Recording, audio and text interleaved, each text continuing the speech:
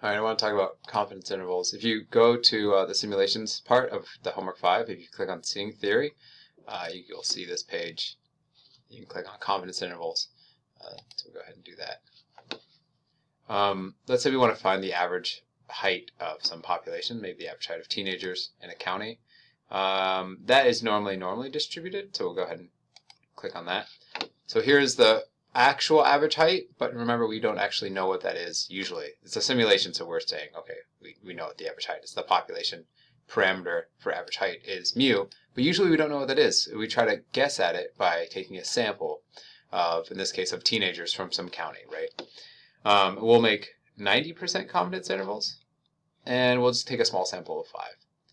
This graph down here will show of those samples, how many will contain mu, and about 90% will contain the true population, and about 10% won't contain the true population, right? Because we're making a 90% confidence interval, so we would expect 90% to contain the true population mu. We start sampling. There are the 5 teenagers we're asking, right? See, here's one, does not contain mu. And all these ones do contain the true population mean, right? But these ones don't. And so we're seeing already that about almost pretty close to 90% contain the true population height, and about, well, this is 13%, but it'll change as this goes. About 13% and 88% and 12%. But this is the whole idea with confidence intervals, right? We take a sample. The point estimate is our x bar. It is our sample average. In this case, our sample average height. Not every confidence interval we make will contain the true population mean. Some of them will miss it. And we don't actually know if it contains it or misses it because we don't actually know what this is.